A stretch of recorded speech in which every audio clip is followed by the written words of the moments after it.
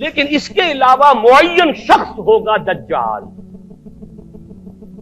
یہ معین شخص جو دجال ہوگا اس کے بارے میں بھی ایک تو بالکل متفق علیہ چیزیں ہیں. نمبر ایک کہ وہ شخص ہے، قطعی ہے، یقینی ہے، اس کا حلیہ بھی حضور صلی اللہ علیہ وسلم نے احادیث کے اندر بیان کیا ہے. دوسری بات یہ کہ اس کے ہاتھ میں قوانین قدرت، گویا کہ تسخیر کائنات گویا کہ نقطۂ عروج کو پہنچ چکی ہے. تمام اختیارات الہی تقریباً اس کے ہاتھ میں آ چکے ہوں. جو بڑے سے بڑے معجزے اللہ تعالیٰ نے نبیوں کو دیے ہیں وہ معجزے کر کے دکھائے گا.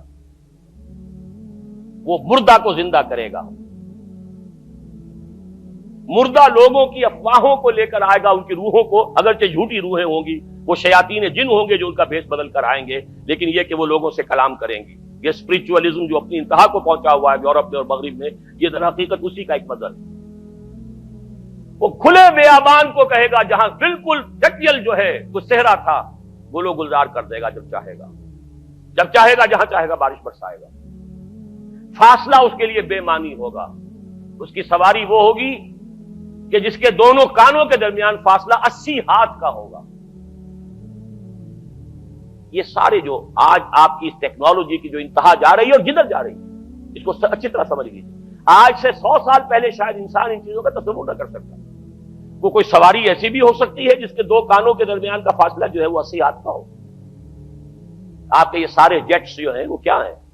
ان کے ریڈارز جو لگے ہوئے ہیں، دونوں کان ہیں ان کے. اس کا ایک قدم اگر مدینے میں ہوگا تو دوسرا بیت المقدس میں ہوگا. اس کی آواز پوری دنیا میں سنی جائے گی. سنی جا رہی ہے کہ نہیں؟ یہ ساری قدرت، ساری قوتیں، تسخیر کائنات کلیتاً ایک آدمی کو چیر کر دو ٹکڑے کرے گا، دونوں ٹکڑوں کو علیحدہ کرے گا، ان کے درمیان چلے گا اور پھر ان دونوں کو جوڑے گا اور کھڑا کر دے گا. احادیث میں ساری موجود ہے. سرجری جدھر جا رہی ہے کوئی عجب نہیں کہ وہاں تک آدمی پہنچ جائے. فریز کر کے تو یہ معاملہ اب ہو ہی سکتا ہے، لیکن یہ کہ ابھی اگلا اور قدم کیا ہوگا کچھ نہیں کہہ سکتے. یہ چیزیں تو ہیں متفق علیہ. البتہ کچھ معاملات کے اندر احادیث میں کچھ اختلاف پایا جاتا ہے اور یہ مشکلات الحدیث میں سے. اور میں بھی چونکہ اس مسئلے میں اب تک بھی اسی درجے میں، ابھی قطعیت کے ساتھ میں کوئی بات نہیں کہہ پا رہا ہوں، لیکن اب چونکہ گمان غالب کے درجے میں ایک رائے تک پہنچ چکا ہوں، اس لیے میں نے آج اس بات کو آپ تک پہنچانے کے لیے یہ عنوان اختیار کیا.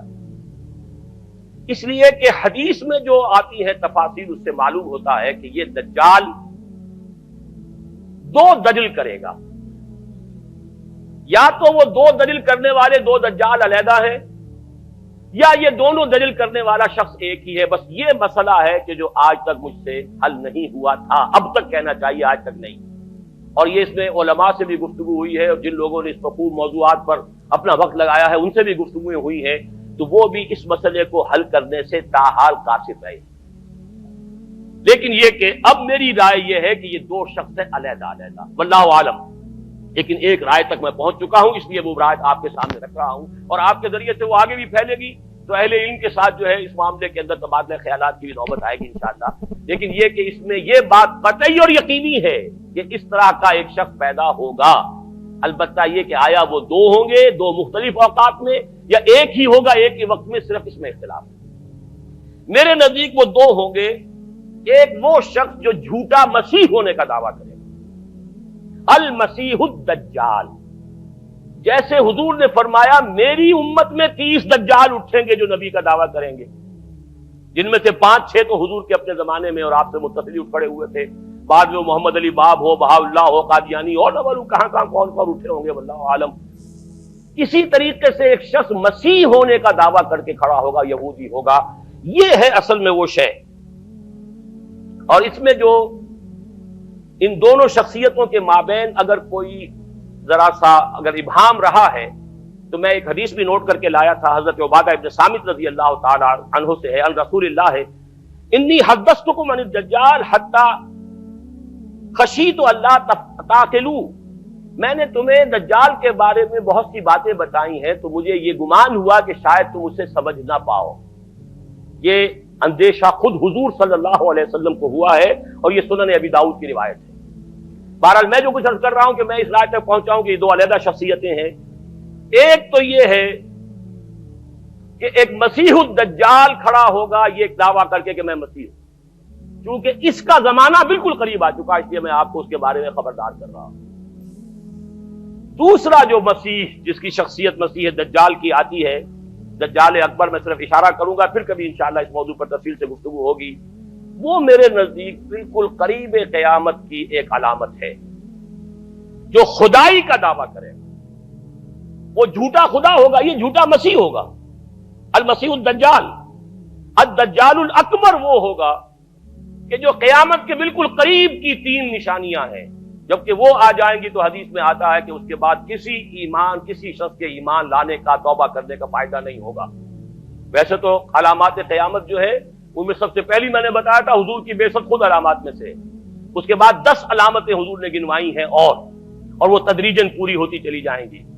آخری علامات کے لیے حدیث سن لیجئے، عن ابی ہریرہ رضی اللہ تعالی عنہ قال قال رسول اللہ صلی اللہ علیہ وسلم ثلاث اذا خرجنا لا ينفع نفسا ایمانا لم تكن آمنت من قبل او کسبت فی ایمانها خیرا، طلوع الشمس من المغرب وخروج الدجال ودابۃ الارض۔ تین نشانیاں وہ ہیں کہ جب وہ ظاہر ہو جائیں گی تو پھر کسی کا ایمان لانا مفید نہیں ہوگا جو پہلے ایمان نہیں لایا تھا، یا جس نے اس سے قبل اپنے ایمان میں کچھ اعمال صالحہ کی کمائی نہیں کی تھی۔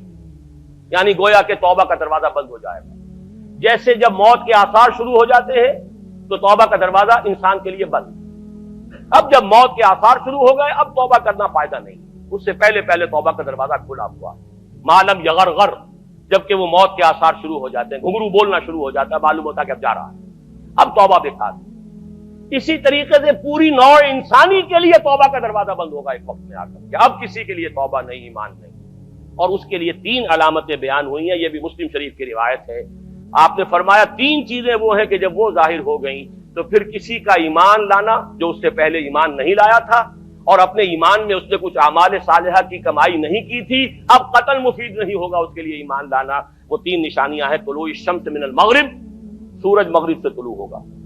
نظام شمسی میں کوئی اختلال ایسا ہوگا کہ جس سے سورج بجائے مغرب سے نکلے گا۔ وہ خروج الدجال ودابۃ الارض، ایک زمین سے کوئی چوپایا برآمد ہوگا، بعض احادیث میں آتا ہے کہ مروہ کے قریب سے وہ برآمد ہوگا جو گفتگو کرے گا انسانوں سے۔ یہ بالکل خرق عادت، یعنی وہ چیزیں کہ جن کا کوئی تعلق اب اسباب جو ہے دنیا کے ان سے کوئی تعلق نہیں ہے، کوئی فزیکل لا سے تعلق نہیں ہے، وہ بالکل معجزے ہوں گے، خرق عادت ہوگا۔ اور خروج دجال، وہ دجال جو خدائی کا دعویٰ کرے گا، اور حدیث میں آتا ہے کہ بہت کم لوگ ہوں گے کہ جو اس کے سامنے رک سکیں گے، اکثر و بیشتر جو کمزور ایمان والے لوگ ہوں گے وہ اسے خدا تسلیم کر کے اس کی پرستش شروع کر دیں۔ میرے نزدیک یہ آخری چھلنی ہوگی جو لگائی جائے گی اہل ایمان کو ایک طرف کرنے کی، اور یہ قیامت کی نشانیوں میں سے آخری نشانیوں میں سے ہے۔